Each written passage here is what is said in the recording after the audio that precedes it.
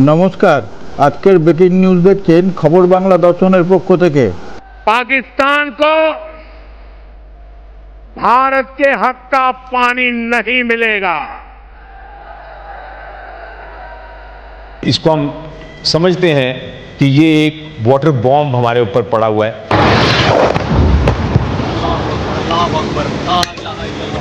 भारत पाकिस्तानेर संघर्ष थामलेও অপারেশন সিঁদুর এখনো কিন্তু চালু রয়েছে। সেই জন্য জলবোমা এখনো থামেনি। পাকিস্তান যতক্ষণ পর্যন্ত জঙ্গিদের সাহায্য করবে জলবোমাও ঠিক ততক্ষণ পর্যন্তই চলবে।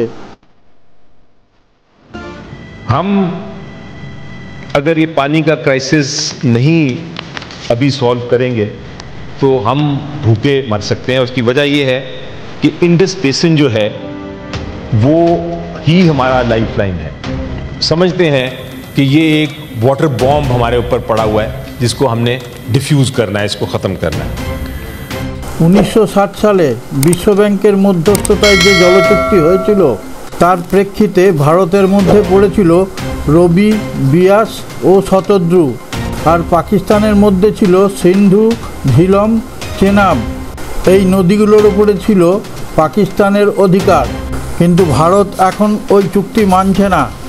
সিন্ধু নদীর জলের ওপরে পাকিস্তানের 80% কৃষি সম্পন্ন হয়। সিন্ধু নদী কিংবা তার উপনদীগুলো যদি বন্ধ থাকে তাহলে পাকিস্তান ভুখা মরে যাবে, এবং পাকিস্তানের জলবিদ্যুৎ এই জলের মধ্যে দিয়েই চালু আছে। এতে পাকিস্তানের 34% বিদ্যুৎ ঘাটতি হবে। এর ফলে পাকিস্তানকে অন্ধকারে কাটাতে হবে। टेरर और ट्रेड एक साथ नहीं चल सकते और पानी और खून भी एक साथ नहीं बह सकते। ভারত রাষ্ট্রসংঘে জানিয়েছে সিন্ধু জলের চুক্তি বন্ধ করার জন্য পাকিস্তানই দায়ী। ওরা জঙ্গিবাদ বন্ধ করুক, জল চালু হয়ে যাবে। India entered into the Indus Water Treaty 65 years ago in good faith. The preamble of the treaty describes that the treaty was concluded in a spirit of goodwill and friendship. Throughout the 6.5 decades, Pakistan has violated the spirit of the treaty by inflicting 3 wars and thousands of terror attacks on India. In the last 4 decades, more than 20,000 Indian lives have been lost in terror attacks, the most recent of which was a dastardly targeted terror attack on tourists in Pahalgam last month. Bharat পাকিস্তানের মধ্যে সিন্ধু জল নিয়ে মতান্তর বহুদিন ধরে চলছে। এই সমস্যা আজকের নয়, এর আগে অনেকবার সাবধান করেছে পাকিস্তানকে যে তোমরা জঙ্গিবাদ বন্ধ করো, তা না হলে তোমরা মুশকিলে পড়ে যাবে। পাকিস্তান সেটা শোনেনি। দিন ওখানে পাকিস্তানের থেকে ইন্ডিয়াতে পেয়েছি ম্যাম, ওটা আমি জানি এটা কিছু ওটা করতে চাইছি না এখন।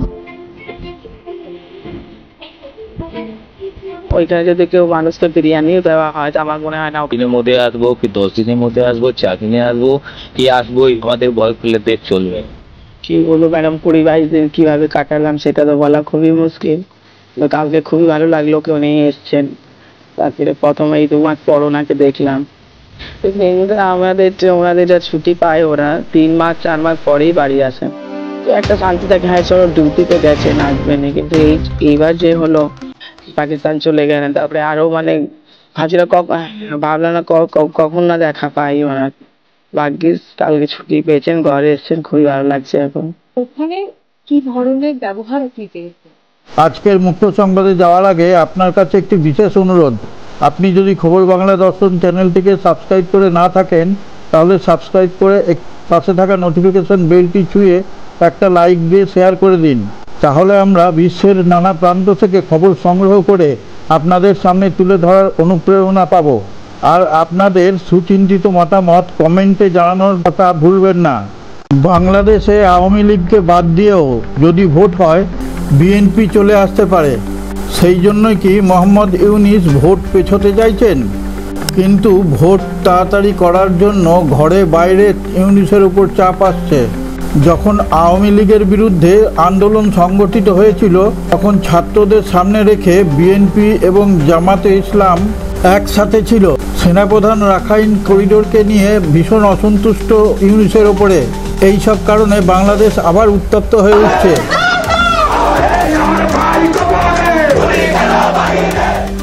লীগের ঠিক যেই জায়গাগুলো থেকে মানে আওয়ামী লীগের বিরোধিতা করা হয়েছিল এবং যেই জায়গাগুলো থেকে বলা হয়েছিল যে এভাবে শাসন ব্যবস্থা চলতে পারে না, যে আমরা কিন্তু দেখতে পাচ্ছি যে ডক্টর ইউনূসের সময়ও কিন্তু সেগুলোর খুব একটা কিছু পরিবর্তন হয়নি। মানে আওয়ামীপন্থী সাংবাদিকদের ওপরে আক্রমণ হয়েছে, তাদেরকে ধরে রাখা হয়েছে, জেলে ভরা হয়েছে, অন্যায়ভাবে অনেক লোককে আটক করা হয়েছে।